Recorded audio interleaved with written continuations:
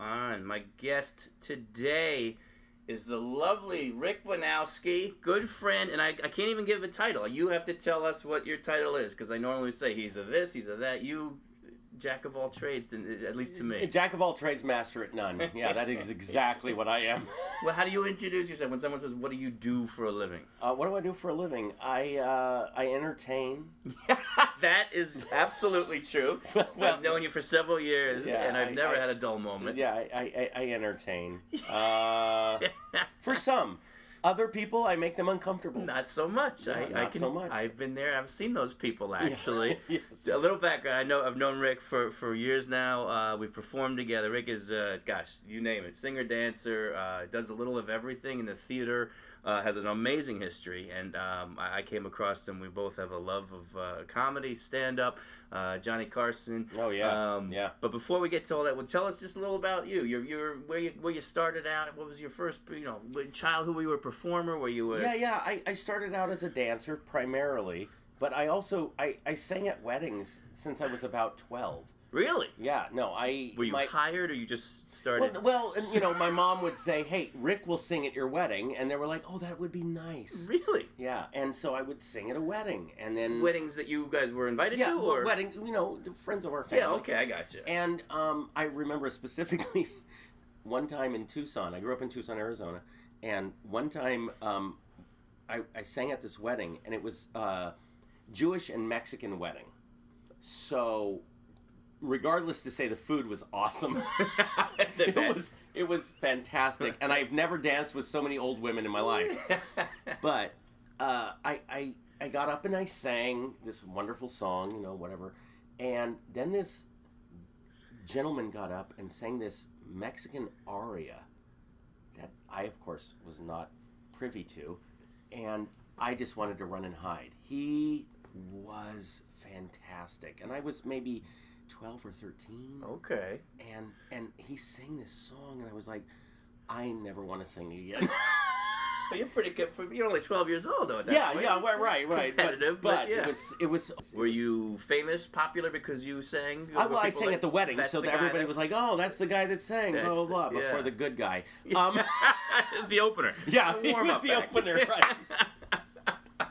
All right, so from a young age, you could say, were you taking lessons or anything, or you just... Well, for singing, no, because right. I could imitate a lot of different people when I was certainly when I was younger. Okay. But primarily it was funny because I became a dancer, and so I studied dance. I studied dance for years. I lived, if I wasn't at school, I was at the dance studio. Really? Yeah. Now, what kind of dance? Ballet, tap, jazz. So you were the full deal. The full deal, okay. Yeah. That's, because that's not the part of you that I know. I know you do, I've seen you do a few little numbers here and there. Right. You see me dance a little bit in our show. But soft shoe. Yeah. I could actually dance the hard shoe in the old days. That's the only way I dance. Very, very hard shoe. No, And you're doing musicals, or what? Yeah, doing musicals. Did traveling? I did summer stock and international tours. And regional tours and dinner theater and. Well, okay, a little of everything. Yeah. So that was you were making your living doing. Yeah, this. no, and that's how I made my living, and I would always have 2 other jobs. Okay. Which is how I know you also. Right. Now, just for our listeners, one of my favorite things about Rick in the years that I've known him, every time a story starts, there's always a great opening line to his stories. And they are, when I was a gondolier at the Venetian. It just... When I was selling paper in Wichita. Literally, used car salesman, construction foreman, anything. And I know this guy for a few years before I found out that he wasn't full of it. He actually did all these things. Because for the first couple of years I knew you, I was like, is this guy just crazy? Is he he thinks he's the Queen of France? And and then if I... go ahead, You had a birthday party, and some of your friends... I turned 50, yeah. And I wasn't going to mention that. Nothing wrong with that. But some of your friends were kind enough to pull photos from all around, all from your life and from the past. Yeah, my brother. And all these great photos. There was a slideshow before we had this surprise party for Rick. And I'm sitting there, I got there an hour early, and I'm watching this slideshow go on the screen. And sure enough, every single story he had ever heard him tell was true. It's a picture of him with big sideburns selling used cars. He's a gondolier at the Venetian. I mean, every store. I said, "Oh my goodness, this guy's done every I'm selling job." mattresses. Oh God, yeah. Was that part of simply just keeping your head above water? Well, like you said, jack of all trades, a master at none. And I actually got that phrase from my father because I could do a lot of things, but I couldn't do one thing really well, except I could imitate people and I could perform, and then there's this small little niche that gets to do that. Right. So the rest of us have to find a job. Just find some other way, yeah. Find some other way. Now, it's funny you mentioned the imitating people, because also I one of my favorite things about you is the impressions that you'll break into, anywhere from Johnny Carson to really, I mean, you do an awful lot. Just you seem to have a way of just hearing something and being able to mimic it, even in a way. Like, well, I honest to God, that's from dyslexia. Is that true? It's totally true. How does that work? Because we're audible, visual, tactile. Okay. And so I would watch a movie when I was a kid. Right. Or I would watch Saturday Night Live in the 70s. Sure. And on Monday, I would literally imitate the whole show for my friends at school. Really? Yeah. And then I realized that I could, this is entertaining. Oh, this is great. Yeah. I was never looking for a paycheck because I'm an idiot, but I just was like, oh, this is... People like me when I do this. And so I was like... I know a little about that. Yeah, exactly. So I was like, oh, I can do that. And I remember seeing Caddyshack once. Yeah. I saw Caddyshack when it came out in the theaters. And I was literally quoting it for the next 25, 30 years. Really? Without ever seeing it again. Because when I was young, I could just watch a movie and... quote it and just know it, huh? Yeah, and just know it. That's my brother Chuck, who's Mensa smart, he would actually say, "Oh, Rick's seen that movie. Rick, that line from that movie," and I'd be like, "Oh yeah, blah blah blah," and he'd be like, "That's it." Wow. Yeah. Wow. You're like the original Google. Yeah. before there was Google. Well, it's funny you say that because I was just telling somebody the other day, my brother Chuck, very very very intelligent. Both my brothers. I have two older brothers, 6 and 7 years older than me, and then my brother David. One is just Mensa smart and knows everything. The other one knows everything about biology, wild animals, fish, plants, animals, blah blah blah. And so growing up, if I had a question, I would just say, Chuck, blah blah blah, and he'd say, "Oh, here's the answer," and David would say, blah blah blah, here's the answer. I never had to look anything up. Never had to look at anything. Never had to look anything up.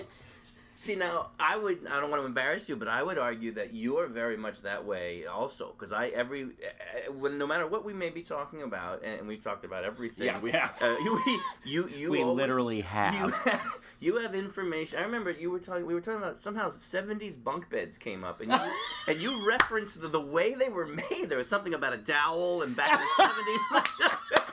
And I don't want to embarrass you, but you really are. I mean, you're one of those guys who knows a little bit about everything. I said, who knows about how the way 70s... I'm a little autistic when it comes to construction, and like physics and how things go together. Yeah. I don't know why. That's something that... There was one time I was at awards in Panorama City. The Woody Allen's coming out back here. I was at awards, and anyway, and this... And these kids were playing on this bunk bed, and there was a sign that said, "Please don't play on the bunk beds because they're not assembled all the way. They're just assembled for show." All right. So I'm like, oh, and I'm in Panorama City in Southern California, in Los Angeles. Now, you have to understand, Panorama City is, for lack of a better term, just old G. It's just gangland. It's just really... low. Anyway, so I'm telling these kids, I'm like, hey, you shouldn't play on the bunk beds. They're not assembled all the way. And the dad came up and showed me his gun and said, "Don't you tell my kids what to do." Oh, wow. And I went, "Of course I won't." Right. Yes. Carry on. You have a pistol. Yeah. Yes. You win. I don't know what to tell you. Yeah. And it was just one of those. I've always I don't know. I've always been. My dad was really cool. My dad was great. We never had a handyman come to our house or any kind of service person come to our house until my dad screwed it up so badly that we had to have somebody else come. I love it. He took the first swipe. My dad would take the first swipe, and then he'd be like, I don't know how to fix this, and then we'd finally call a handyman. And pay twice as much. Because, he'd done something horrible. No, actually, he was actually pretty good about it, but... Because I've met your dad. He looks like kind of a hands-on, he's labor kind of... He was great. We built stuff when I was a kid. We fixed engines, and one of his sayings is if it's not a Wojnowski project till you're bleeding. That's fantastic. And for you people listening, Wojnowski was my last name, if you forgot. Yes. And so, he would bust a knuckle every time we worked on anything. Yeah. I love it. But you picked up a bit then, because you're fairly handy as well. Oh, yeah. At one time, my ex-wife and I had a home staging business, and I had my handyman license, and so she would stage the house, and I would fix anything that needed to be fixed. And there's such a thing as a handyman license? Oh yeah, I didn't know that. No, well, depending on the state you're in, really? You can get a handyman license. And it's like you are people can hire you, and you are qualified. You're qualified to be a handyman, which is finishing plumbing, like above ground plumbing, above like also electricity, but not hardcore electricity. Gotcha. Certain things. I did not know that. Now, which brings us actually... Tommy, did you not know that? One of my favorite impressions that you do, and not that you walk around doing impressions all the time, but when we talk, we always wind up regressing. I do hints of impressions now because I have notes. But anyway...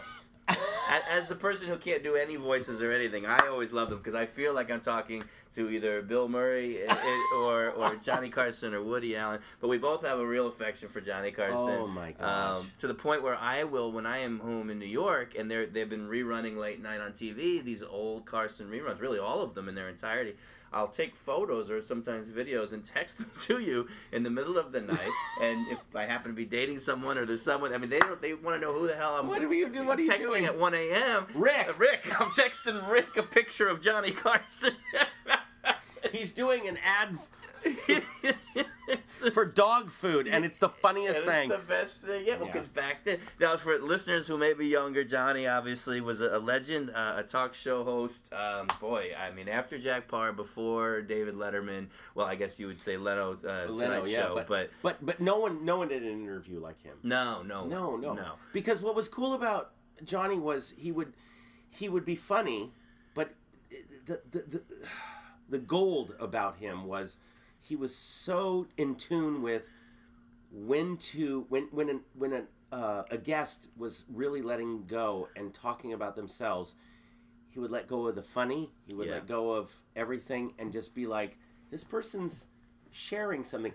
And back then, we didn't have the internet. We didn't have so much magazine. We didn't have so much inundation of everything we know about people now. So when someone got a little bit real, Johnny knew.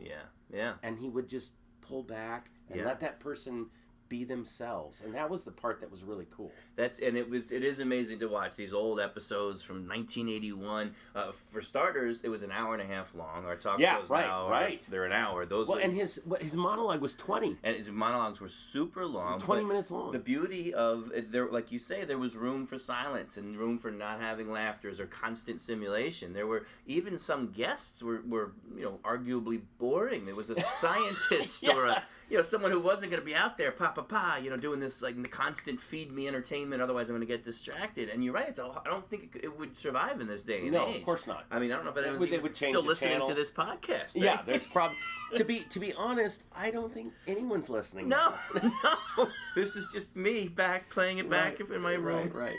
Which is nice. Yeah. But, not entertaining. But it makes me feel like I'm in the business.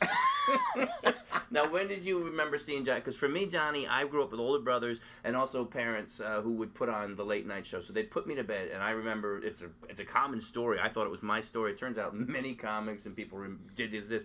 They got put to bed. They snuck downstairs. Yes. They looked looked around the corner because my parents would go down and put on Carson, and I loved watching the opening monologue. And I can't tell you if that's when I knew I wanted to be a stand-up comedian, but certainly I knew there was something to that I loved. And then as I got older, they knew I was there, so they let me come and sit on the couch and say, well, it's funny you say that because my dad would always watch Johnny Carson.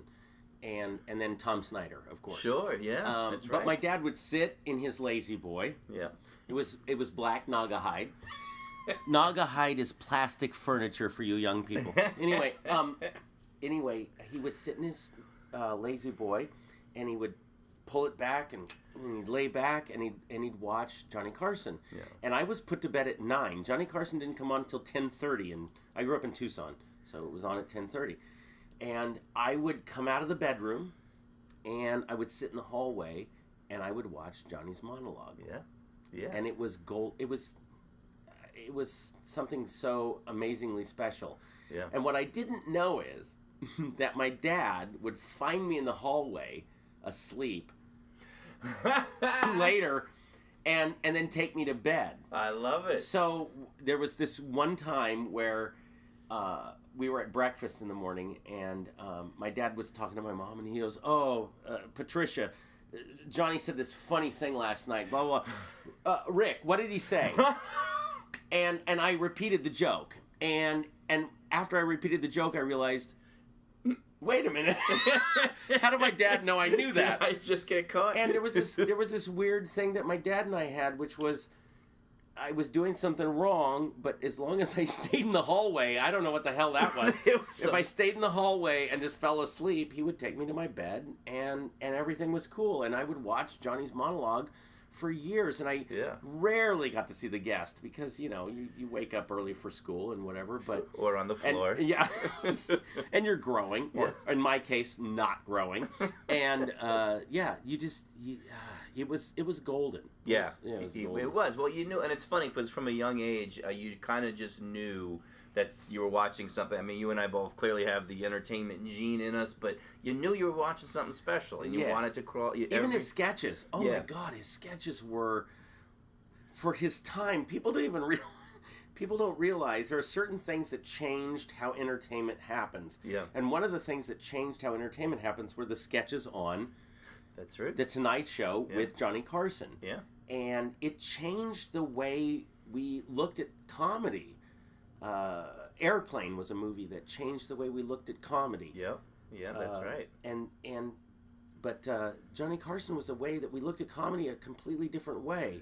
Well, that's because you started doing things. You're right. You watch some of it now. You go, "Oh, okay, it's a sketch or whatever." But the people, but no one else was doing it then. No one was doing it. That's the amazing thing. Yeah. No one was doing these things. And I would say the same of Letterman when you watch those early things he was doing. The drive-in food and all that. I mean, just people. No one were doing these things. And so now you look back and go, "What's the big joke here?" But yeah.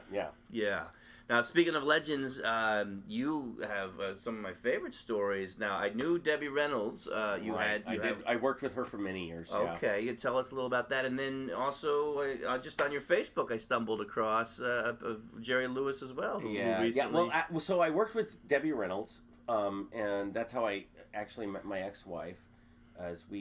She was her road manager, hairstylist. Oh, really? Okay. Like personal manager. Okay. Kelly used to do everything for Debbie. It was actually really neat. So one time I was working with Debbie, and we were at the Desert Inn, and we were sharing the bill with Jerry Lewis. Wow. And that is, by the way, right. Talk about legendary. Desert Inn in Vegas. I know, and it's all gone now. And all I gone. Never in a million years thought that the Desert Inn would go away. No. But anyway. And what were you doing? We were doing the Debbie Reynolds show and blah, blah, blah, but we shared the bill with Jerry Lewis. So we would do our show, and then he'd come on, and we had a 16-piece orchestra or something like that. It was before Click Track, and it was, it was glorious. And so this one night, the first night that we're there with Jerry Lewis, I stood in the wings to watch Jerry Lewis do his cane and hat tricks. And I don't know if YouTube it because it's amazing. Jerry Lewis used to do these cane and hat tricks that were off the charts. And I'm a weird, eccentric person. And I'm like, I do hat tricks. I'd like to see Jerry Lewis work. And so I stood in the wings. So after our first show, I'm getting changed. I've showered or whatever. I'm putting my clothes on, and Jerry Lewis comes in the back, and he says, "What son of a bitch was on the side on stage right where I could see him?" Blah, and he used so many expletives, and it was so wonderful to hear him say them. Mostly after him go, "Yeah, I just don't know what he's doing, but he's yelling at me."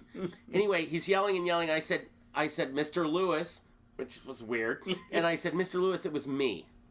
And he said, I don't know, can I say bad words? You can say anything you want.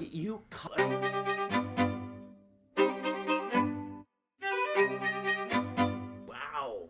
Next night, this is what Jerry Lewis was all about, and this is why I tell the story.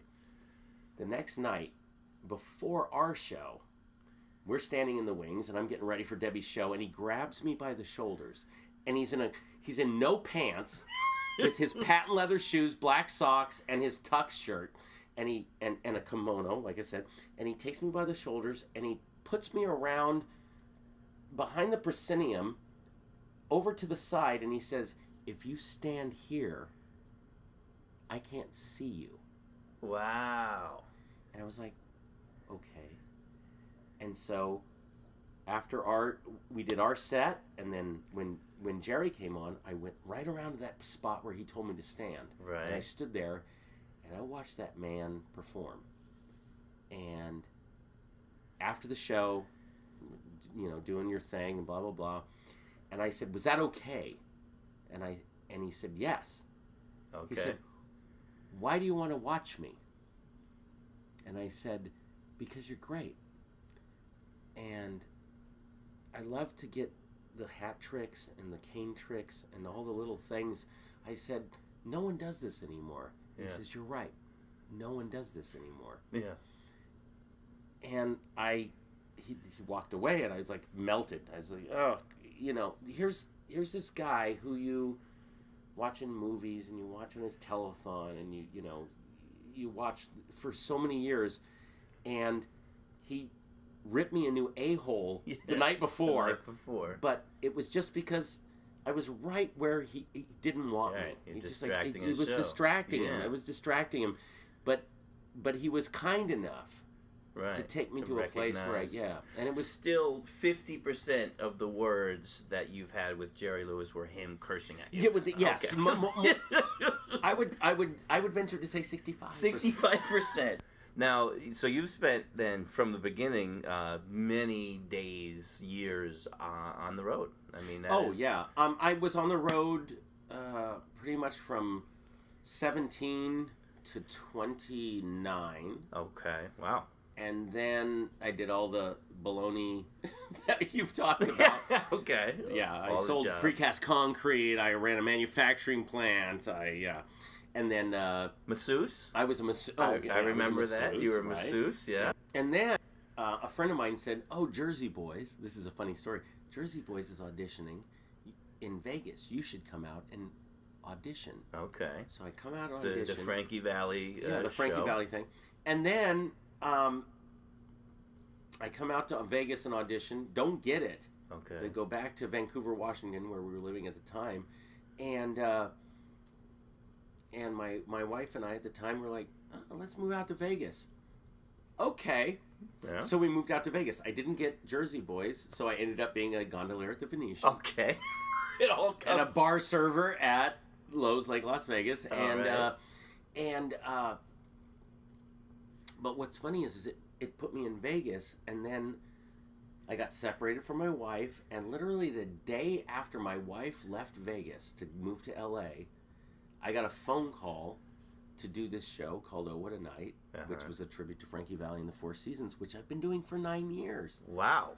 Yeah. 9 years. 9 years. 9 Now that's a long run for anything in entertainment. It's by the way, I've now had this job longer than any job I've ever had. Any other job? Okay. Well, wow. By like a year, but still. Congratulations. Holy cow. Yeah. Did it outlast? How long was your marriage? My marriage was actually 19 and a half years. Oh, okay. Oh, so that's So it's like, I say 20 because Yes. I lie. Okay. But, you round up. I round up. Yeah. But, yeah. Wow. So and that also has involved though a lot of travel. I've been on the road for the last 9 years. Wow. Because this is one thing now that you and I talk about a lot. Is we're thrilled to have work. We're thrilled to be busy and to have employment. But we'd love to make a casserole. Exactly. I want a kitchen so badly. I can almost taste the pot pie. Well, I was, it was a joke and I was writing, but it was true. I was watching the news and this guy got sentenced to house arrest, and I was like, that sounds amazing. What can I do wrong to get sent home and told I have to stay? Can I get one of those things on my ankles bracelet so I can't go anywhere? That would be because we look ahead and go, gosh, we're thrilled and lucky to be working, but boy, it would be nice to be home. Well, you know what's funny is over the last 9 years, if I'm, for a while I had a place in Vegas, and the first thing I would do when I'd get to Vegas is buy groceries. Yes. And I would plan like 5 meals. Yeah. And make them. Yes. And I'd be like, oh. Yes. And it was in your kitchen. In my kitchen with cookware. Yeah. And like butter. Yeah. And some olive oil and some spices. And I was like, oh. I think as an entertainer, I love things for little bits. Like I love sampling things. Do you think you were a lifetime could have just stayed home and been... Because I feel like I love staying home because I only get to do it a month or two at a time. No, I could have. I would have been fine. Oh, yeah? I would have been fine. Okay. Yeah, I actually had a really cool job in the precast concrete industry, which is exciting. No, I actually got to do a lot of research and development. Oh, wow. Okay. Some new products. Yeah. But anyway, my point to that whole story is that I was actually in a job where I could stretch my imagination. I could. Okay. It was innovative. I could. Ah. I could do some things. So it was creative. It was creative. Yeah. And so I actually really enjoyed that. Yeah. And at the time, my wife was working on Days of Our Lives. Okay. And to be honest, on the surface, everything was pretty freaking awesome. Yeah, sounds it. Yeah, and we were remodeling our house, and I was doing 2-hour commute. Yeah, well, it's Los Angeles. Yeah. It was funny. Half an hour in the morning, 2 hours in the afternoon. Oh man. Yeah, God. That's I listened to a lot of songs I didn't like.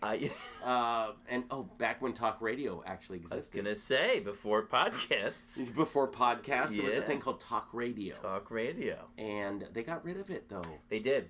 They did. Everywhere. It's really kind of, radio in general is sort of a fading thing. I mean, because of Sirius and... the big dogs took over, yeah, and then knuckleheads like me starting this podcast. Kind of podcast. What did you say? You said the best thing to me about podcasts, which is, why would I listen to music that's the same every time? Music is so repetitive. I couldn't believe it. I was with some young 20-something kids, and we were... Not even millenniums. No. Like post-millenniums, yeah, right? we're talking out of college, and these kids were...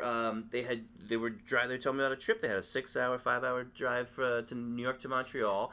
And they said, what am I going to... I listen to podcasts. And I said, you don't listen to music? And they said, no, music is so repetitive. What am I going to do? Listen to the same Springsteen album I've heard 100 times, or something new, a podcast?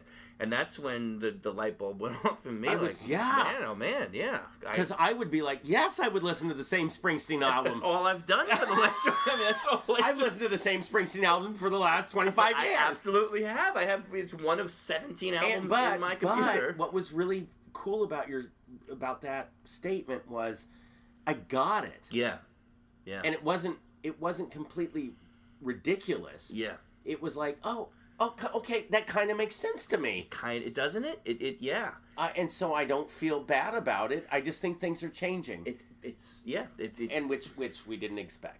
Not at all. I mean, God, in lightning quick ways that none of us guessed. But that's why when they said that this is, and funny enough, you were one of the first people I thought of. I said, because a podcast to me was never something. I said, everyone's doing them. When they first started, they were hot, and then a couple guys made them real big. Men and women, did real well with theirs, and then everyone followed, as always happens, and tried to say, I'm starting my own. And now everyone and their mother, literally, and their mother has one. Right. So for me, it was like some of the mothers are really good. Some of the moms, I tell you. but then the first thing I thought of was you and some of the other people just in my phone. I go, God, I know some really interesting people who have certainly taken the path less traveled in life and done some neat things. So, but why not get them together? And so here we are. And I guess 6 months from now we'll know if this was a good idea. You know, it's funny you say road less traveled. Facebook's an anomaly for me. Yeah. Because I would do theater, and I would do theater in the 80s and then leave and never see these people again in my life. That would be it, yeah. And I had friends in high school that I thought I'd never see again in my life. Yeah. And then Facebook comes along. Yeah. And suddenly I'm talking to people that I haven't talked to in 25, 30 years. 30 years, yeah. And they're like, oh, your life is so exciting and blah, blah, blah. I'm like, oh, and you know what? You have the life I want because you have a wife and kids and a job and you do your thing and you've been doing this the whole bed. You sleep in your bed every night. I'm like, and it's funny because of course the grass is always greener and blah blah blah. But this whole thing with the internet has been so interesting for my generation. I'm 50. I know you're younger than I am, but still, it's such an interesting. I don't even know how to describe it other than something we never expected. Yeah. And it's brought us. I don't know. I reflect on my life so much more than I think I ever would have. I think I would have just lived my life without thinking backwards. And now with having all these friends from a long time ago, I think back to what I thought. I think back to what I thought my life was going to be. And I don't think that would have happened without.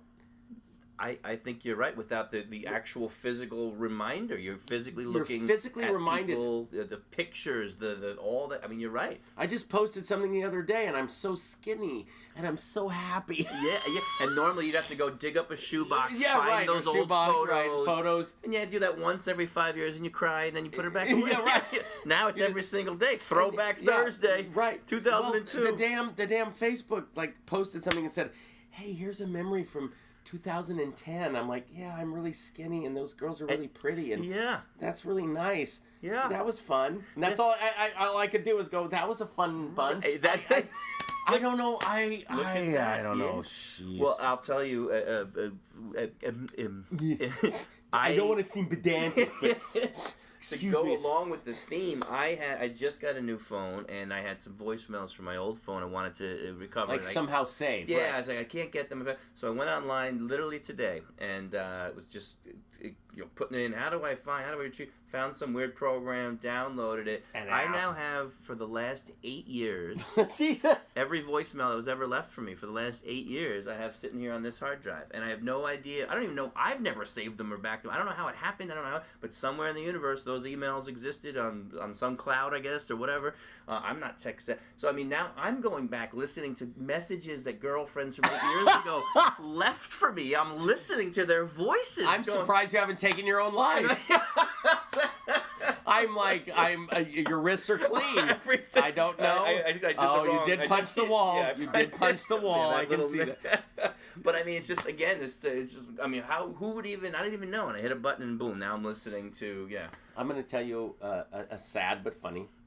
Well, that's not funny at all. It's just sad. Really, this is a great way to end this. It's a good way to end the podcast, yeah. So my mom, I was working on the Norwegian Pearl in 2012, and on Mother's Day, my mom passes away.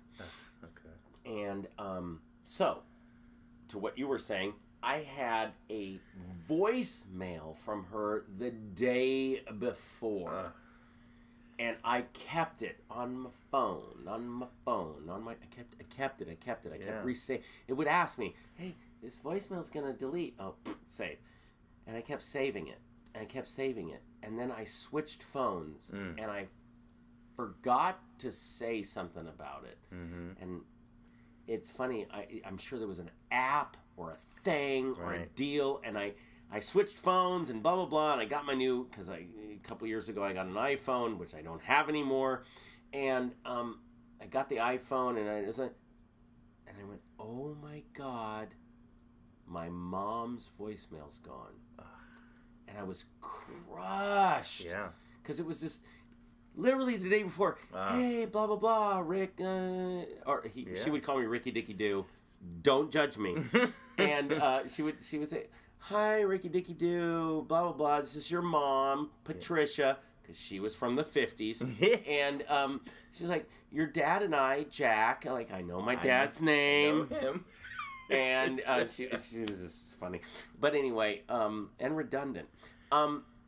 Anyway, it was just one of those moments where this tech universe that we live in, that we're used to, we put a certain weight on it, and then it's gone. Yeah. And it's freaking gone. Yeah.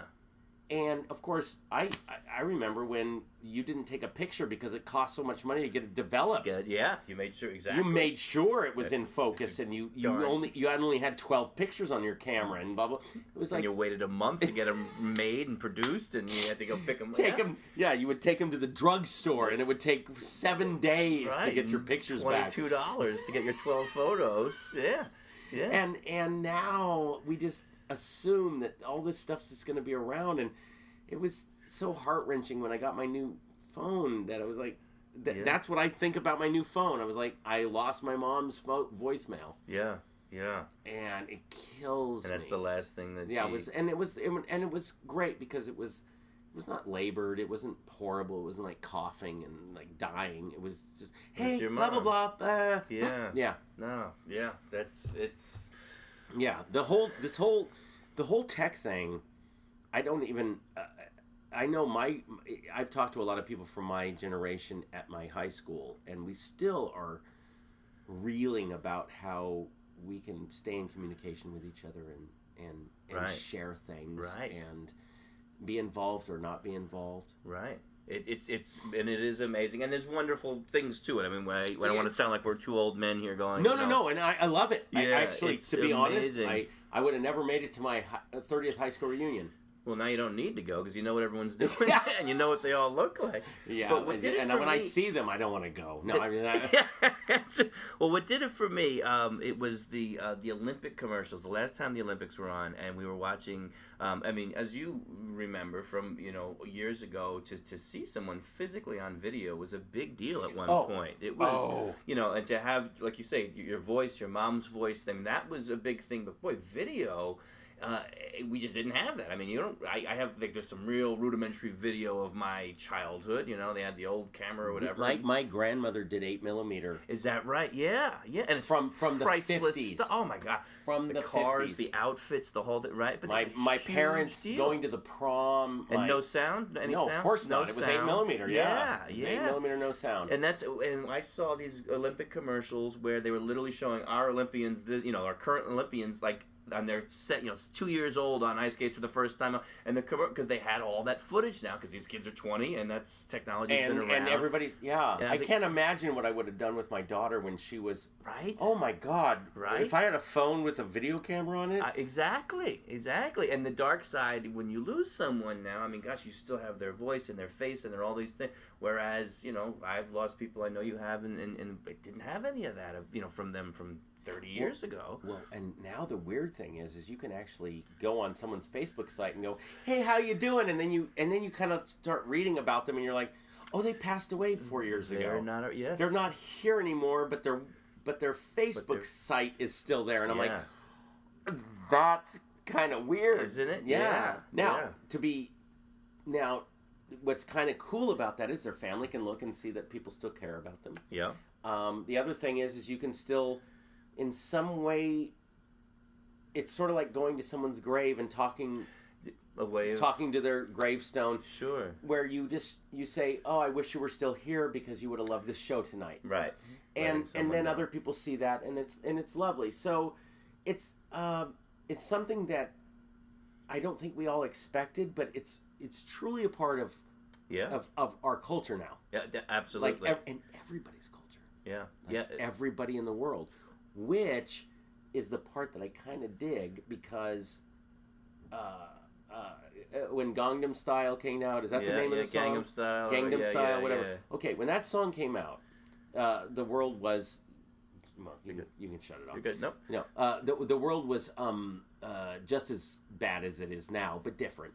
And one of the things that I loved about that was everybody in the world was doing this stupid thing together. That's true. And I went, oh, there's humanity. Yeah. You know what? To be honest, at our root, we all just want to dance and have a little fun. A little silly fun. And that's a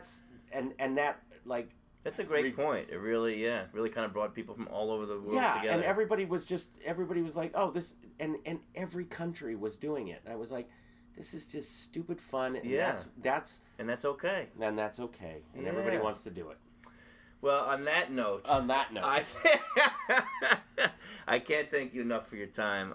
Just a pleasure. We've never sat down and been so official in our conversation. No. Usually blacked out, but in the corner of the bar somewhere, or right, and asked to leave. Usually, politely, but firmly. Yeah, that's how we know it's time. Well, I appreciate it, man. I look forward to, speaking of the road less traveled for both of us, hopefully less travels on the road. See how I did? I saw what you did there. I did. I did. And I'll come to your house for dinner. I'll come to your house for dinner, or you come to mine. We'll have some Swansons, and it'll be fantastic. I'll make them from scratch. Rick Wojnowski, everybody. Take care.